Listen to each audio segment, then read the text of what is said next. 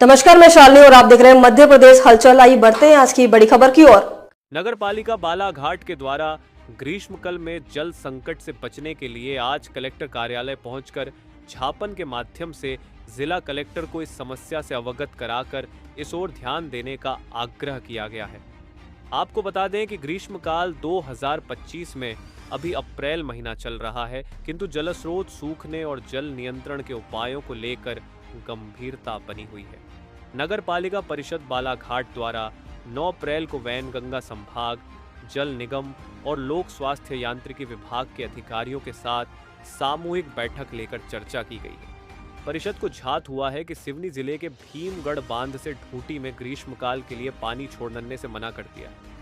इस परिस्थिति पर बालाघाट नगर पालिका परिषद चिंतित है कि ग्रीष्मकाल के आगामी दिनों में शहर वासियों को जल प्रदाय करने के लिए कठिनाइयां हो सकती हैं।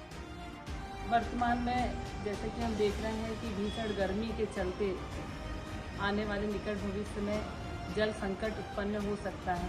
इसके जो संकेत हमें जल विभाग के द्वारा वैनगंगा और डिवीज़न डिपार्टमेंट के जो हमारे अधिकारियों के साथ हमारी बैठक हुई थी नगर पालिका में, उनसे हमें प्राप्त हुई कि निकट भविष्य में पूरे जिले में भीषण गर्मी के प्रकोप के कारण जल संकट उत्पन्न हो सकता है। तो कैसे जल का संचय किया जाए और एक संतुलन बना के लोगों तक पेयजल की व्यवस्था की जाए, इस संबंध में हम सभी पार्षद सभापति यहाँ कलेक्ट्रेट में कलेक्टर महोदय को ज्ञापन सौंपने आए थे कि ढूंटी डैम से जो पहले जल छोड़ा जाता था तो उससे जो पेयजल की कभी ऐसी समस्या उत्पन्न नहीं हुई, लेकिन चूंकि अब चारों डैम ने जिसमें मुख्यतः थावर डैम नैनपुर का, जिसमें पिछले दिनों भी जब बालाघाट में जल संकट उत्पन्न हुआ था तो उन्होंने ही हमारी मदद की थी।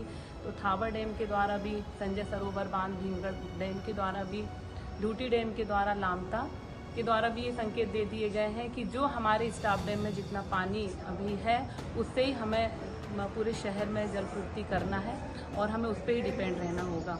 लेकिन अभी जो दूसरी बात देखने में आई है कि ढूंटी डैम से जो जल छोड़ा जा रहा है वो नहरों के माध्यम से खेतों में किसानों के लिए भी दिया जा रहा है। तो इसी संबंध में हमने कलेक्टर महोदय से अपील की कि वे कैसे संतुलन बना के इस काम को प्रमुखता से करेंगे कि खेतों में भी और जल की सबको पेयजल की प्राप्ति अच्छे से हो सके, क्योंकि अभी हम देख रहे हैं वर्तमान में उन जगहों में भी खेती की जा रही जहाँ पहले कभी की नहीं गई। तो क्यों और किसने इसकी अनुमति दी वो हमें जानकारी नहीं। तो कृपया इसकी जानकारी लें कि उन जगहों पे जहाँ खेती की जा रही है वहाँ भी जल दिया जा रहा है, इसके कारण पेयजल की समस्या उत्पन्न हो रही है।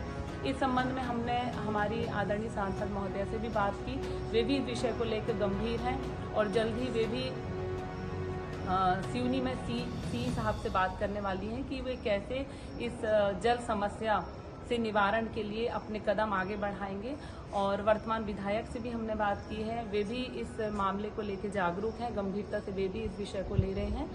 और कलेक्टर साहब ने भी इस विषय में हमें आश्वासन दिया है कि वे जल्द से जल्द इसमें कार्यवाही करेंगे कि कैसे नगर में और आसपास के पूरे गांव में, क्योंकि लगभग 200 से 250 गांव यहाँ होते हैं और अभी वर्तमान में जो हमारा स्टाफ डैम बना हुआ है बालाघाट का वैनगंगा जी के नीचे, उससे पानी लिफ्ट करके लालबर्रा, भरवेली और सभी जगह जा रहा है, तो जिसके कारण एक शहर में भी जल की समस्या उत्पन्न हो सकती है। और इस गंभीर विषय को देखते हुए मैं सभी नगर वासियों से और मेरे सभी श्रोताओं से यही निवेदन करूंगी कि जल ही जीवन है।